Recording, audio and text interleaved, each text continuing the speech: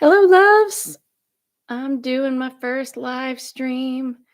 Um, I don't have anything planned to say. We're gonna we're gonna see if anybody joins, and I think I'm gonna learn on YouTube how to do like schedule it and send you guys a link in advance.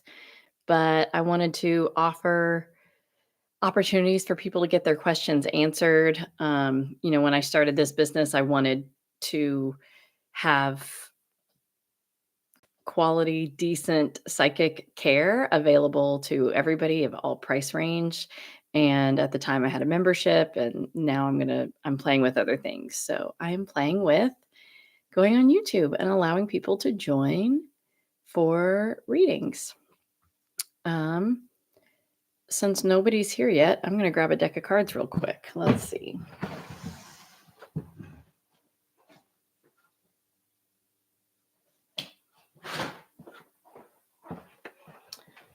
So I really like the, let's see, Herbal Astrology Pocket Oracle by Adriana Ayales. I'm very into astrology, but her cards are very beautiful and well written. So I figure, yay, somebody's here. Put your question in the chat. I'm going to pull a card just because. This one, this one. Oh, this is interesting. I've never pulled this card before. 22. Jurgen Sasha. Morning, Babs. Put a type of question if you have one. So this one this looks like Mars and Pluto, so here's the funny thing about Mars and Pluto right there is that they're in opposition, and they've been in opposition since before the election. And that's kind of what the energy is going on. So let's see what she has to say about this card, because I think that's really fascinating that's what's literally happening in the sky. Unforeseen change, breakdown, transfiguration, poison transmuted, evil neutralized, and rising from the ashes. The shadow side of that would be destruction, poison not being healed. So this is, and as I said, this is herbal astrology, so it's based on plant medicine. So this plant is a signature plant because it looks like a snake, and snake plant are both called Jurgen Sasha or Fer de Lance, which translates to snake herb. Bloody resin of this plant is used in many rituals of protection against all spiritual sicknesses. And these spiritual sicknesses are labeled, hexes, evil eye, envy. They're correlated with black magic. And this plant is considered a neutralizer of the highest order, which is really fascinating because, when we think of Mars and Pluto on their own, we think of them as being disruptive, and whether for positive or negative, they're disruptive. And so to think that if you put them together, they become a neutralizer is a really fascinating concept that I like. It's been an antidote for stingray wounds, spider bites. In addition to being an anti-venom, it's an antiviral for asthma, lung inflammation, whooping cough, parasites, and menstrual disorders. They've also been used in baths for gout, arthritic pain, and similar imbalances. Its staggering power to neutralize the strongest of known poisons and protect the body from vigorous viruses is some of the many reasons it falls under Mars and Pluto's rulership. Both planetary bodies overwhelm and activate to transform, igniting both destruction and resurrection, literally and archetypally. Fascinating. This represents radical change and breakdown. This card can mean that someone or something is harming your energy. If this applies to you, remember the darkest of energies that bring crisis or unforeseen changes can be transmuted into benevolence. Even the strongest of poisons can be medicine. The first step in neutralizing is recognition. The second step is removing fear and insecurity. And the third step is reconstruction of the self. Examine your life from a third person perspective. Draw upon universal forces to transmute the environment, people, or situations that are depleting your life force.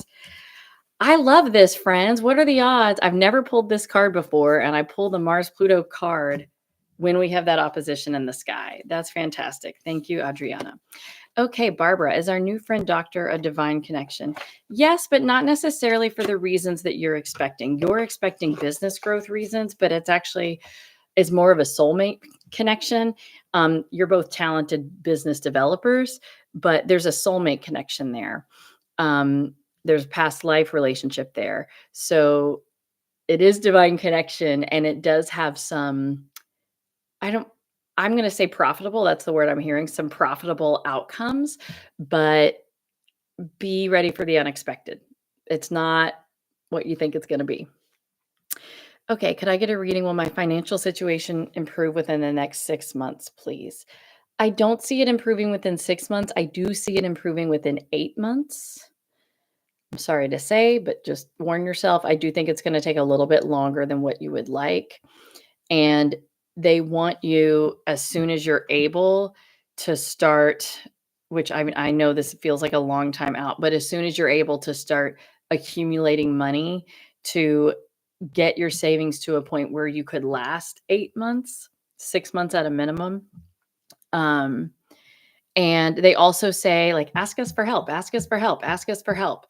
Not out of like desperation, although we're humans. That's an okay feeling. They're not judging the feeling, but they're saying, ask us for help in the sense of, you know, knowing that you're in this unlimited universe, and this universe is designed on love. We get a wound and it heals without us doing anything or thinking about it, right? And they say that financial flow is the same flow of love, the same flow of medical well-being. It's all the same thing. And so you're in a universe where you are designed to be provided for.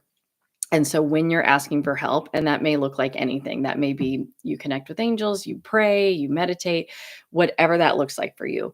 When you ask for help, to know that you don't have to understand how it's going to get there. If it's a new job, if it's an inheritance, if there's a tax break, like, you don't have to know the how to know that it's coming, to trust that it's coming. And so they just say, as much as you can, just open up to all possibilities, ask the universe for help, and know that it's coming. They want to give you worst case scenario and say 8 months, because they just want to give you worst case scenario. They're not, we're not going to lie to you. But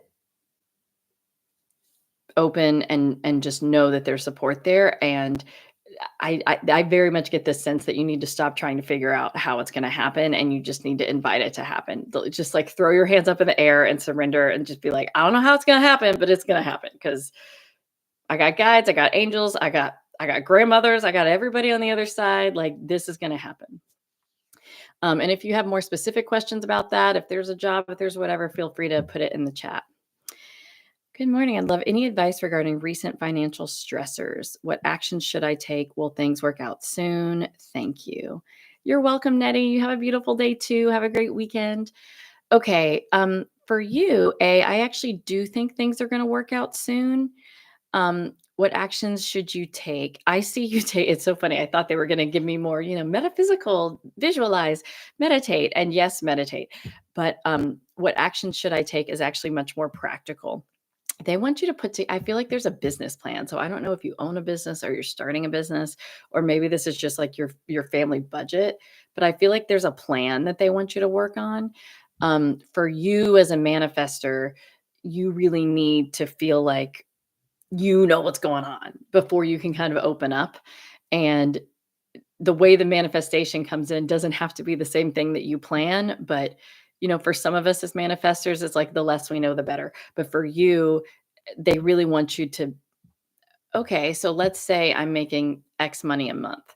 Here's what I'm going to put towards rent. Here's what I'm going to put towards debt. Here's what I'm going to So, X. They want you to just get really grounded in, here's what I think is going to happen with this money that's going to be positive. When that happens, what am I going to do? Like, start planning for it to be successful in a really grounded way, where you're walking down the street and you can totally imagine, okay, 6 months from now, instead of putting X money in the bank, I'm gonna put X money in the bank. So, okay. Um, a lot of psychics and mediums I follow predicted Kamala would win. I understand. When I would tap into that, it would change on the day depending on who I was talking to, and I'm biased that I wanted Kamala to win, so, um, my spirituality in general. Any advice, please? Yeah, thank you. My guides are warning me not to get in my own head, so I'm gonna take a sip of water and make sure it's them coming through and not me. Okay, so what they wanna say to you about the Kamala loss is all hope is not lost. Some things will get worse before they get better, and some things will entirely fall apart. Many of the things that fall apart needed to have transformation. So there are some benefits to a Trump presidency in some way, shape, and form. There are also a lot of setbacks, and they want to remind all of us that this is part of a larger whole, that the whole planet is sort of waking up and going, this isn't really working for everybody, is it? We have this handful of people that have money and have resources, and then we have entire countries that have nothing, you know? So it's like this whole planet, the collective consciousness has shifted where everybody's fully aware of what's not working. And now our job as a collective is to hold space that it can work. It's that we already know there's more than enough food on the planet. We already know that. There's more than enough food. There's more than enough materials for all of us to have housing and clothes on our back. There's more than enough for that. And there's ways of having all of that that don't, you know, grossly take advantage of the planet, right? And so now our job is to hold space for that transformation and to recognize, okay, collectively, we've all been growingly aware of inequities is putting it lightly. There's inequities, but it's also just a vast majority of the population on the planet living through abusive situations and multiple varieties. And a handful, let's say 10, 15% max percent of the planet, much more like 3% of the planet, handful at the top having all this power and all this money, and much of which is so inaccessible, we can't see it or name it or to even deal with it. So and outside the political spectrum, just in terms of the spiritual reality, what we're living through now is a manifestation of the collective consciousness because we've all been saying, this isn't right, this isn't right, this is not fair, this is not fair. And so now we're seeing all of that played out in a very visceral way. And so now the quote assignment is for us to sit in the truth that, okay, I'm one of a larger whole. I'm going to hold space for the healing. I'm going to hold space for knowing that we have everything we need. And we just have to decide that we care enough to figure it out. And it's okay that it's going to be messy. This is the part that causes fear in my body. They're not going to let me feel afraid in this moment so I can keep talking to you. But what they're saying is, it is okay that it's going to be messy. It's not great, you know, that families are going to be separated, lives are going to be lost, people that are already dying to famine, that's not going to go away anytime soon. But if that's what it takes for humanity to wake up and finally say enough is enough, it's like collectively as a consciousness, we all got to the place of, hey, this is not right, this is not fair, but we didn't get to the place of, and I know what to do about it. And we didn't get to the place of, and I'm going to put a stop to it. And a lot of I'm not saying about this you personally. I do not get the sense that this is you personally, but a lot of people that wanted to vote for Kamala have a lot of judgment against the people that voted for Trump and not nearly enough compassion. And they're fixated on certain things, which is fair and valid, but they're fixated and it's not leaving room for compassion. And until collectively we can all come to a place of compassion, it's going to be really hard for us to manifest those global solutions. And that's the other dynamic in this, regardless of who wins. We're at a time where, you know, we're having to learn how to be a global body, not only because we have news, but also because we have this society, where the US does something and oil over there and food over here. We have this global body. So it's it's a challenge. It's a challenge for the human body to kind of open up to. Now, it's not something, sometimes I'll talk about neuroscience and I'll say, like, our brain is designed to understand, a tribe of 150 people. And after that much, it's like we don't really understand that people are people and we get to a dehumanizing place. They're validating that, but they're saying this is different than that. This is not about changing our brain and like evolution. It's much more about, from a consciousness perspective, truly understanding that everything I do is capable of affecting everybody else on the planet because we are all connected in the same energetic field. The other thing that they really want to tell you that's so much more important than any of that explanation that they just gave is that it is perfectly okay to be questioning things right now. And it would be probably unhealthy if you were not questioning things right now and if you didn't have a loss in faith. Um, psychics and channels and mediums getting it wrong.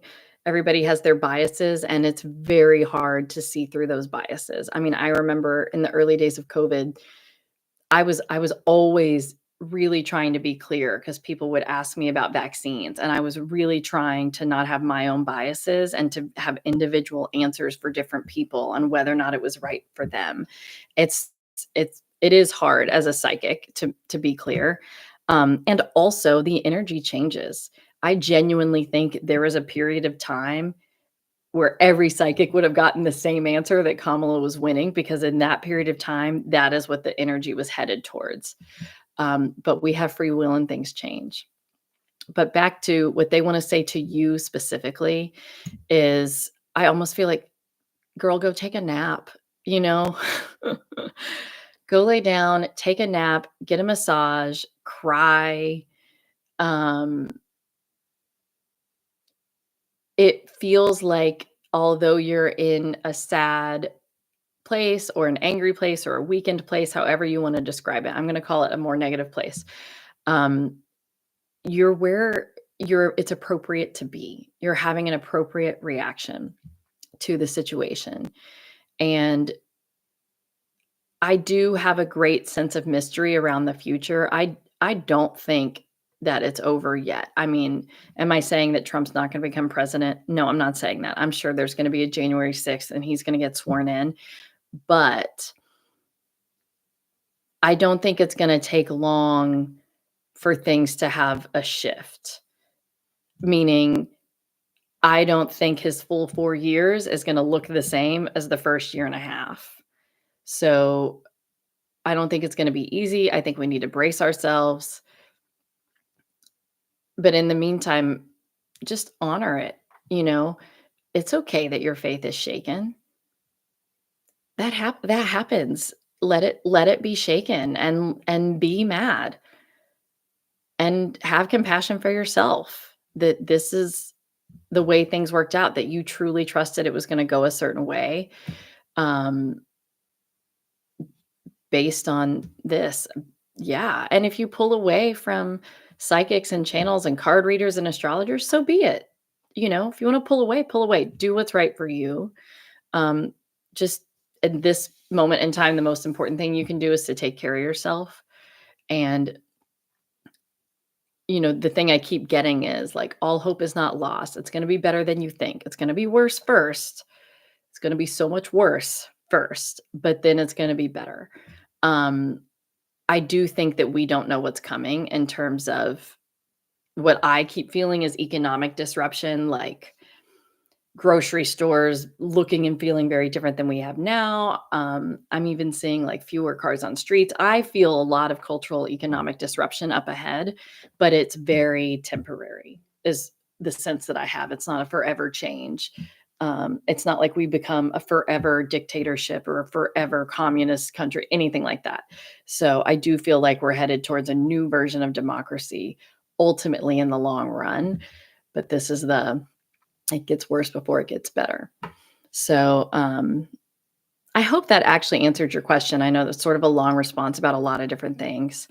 Um, would it be successful financially, helpful to others? Thank you so much. I don't get that it would be successful financially soon. I get that it would be successful financially a little bit in the future. Um, if the reason to write a book is to make money, then don't write it. But you should write it. Your guides want you to write it. It would be helpful to others. And also, who cares if it's helpful to others? You want to write a book. Write a book. That's what it is. Um, yes, it will be helpful to others, but don't let that be the main motivator. Like the motivator is that you want to kind of become one with the knowledge that wants to come through you. You want to really integrate that into your life to help you become the person that is the things that they already understand. Meaning there's knowledge that you have that you understand and that you can practice. And through the writing of this book, you're not practicing it, you just live it. Um, so it's an important part of your growth in terms of your actual like habit day-to-day life, but also in terms of your willingness to show up for yourself and your own desires. Um, and yes, it's helpful to others. And yes, someday it'll be financially successful somewhat, but it's not going to provide a retirement. And that doesn't mean that your third book wouldn't provide a retirement. They want to be very clear that this book that you have in mind specifically, is it going to be a huge financial success? No, but the third book could be. So write the first one. And like the third one can't get here until you do the first two. So write the first one and then move forward. Um, awesome. All right. I'm going to sit here for just one more minute and see if anybody else has questions. The backwards hair thing is frustrating. um, thank you all for joining me. Next week, I'm going to go live at 10. I like this pulling a card thing. What are the odds of the Mars Pluto card in the opposition? And, adding on to the election question, that Mars Pluto advice was that every poison can become benevolent, but you have to recognize it, and that anything can be transmuted and transfigured into something positive. So that is our assignment. And I would add, and I share this in my podcast tomorrow, but I would add that for everybody that voted for Kamala that is terrified of a Trump presidency, whether that's women's rights, whether that is democracy, whether that is he could so easily become a dictator like that, given the Supreme Court. Like there's so many reasons to be concerned about a Trump presidency. I hear you. And that doesn't mean that we shouldn't celebrate when things go right, because not everything is going to be wrong. And what we really want is for things to go right, whether that's through him or anybody else. So that's just another piece of guidance that I keep getting, is just be open to things going right and don't, throw the baby out with the bathwater. Now, that being said, we need to be firm in the things we don't like. But, in terms of Mars, Pluto, if the first step is recognizing the poison, well, don't assume everything's poison, So, all right, loves, have a great day. I'll see you next week. Thank you for joining. And yeah, bye.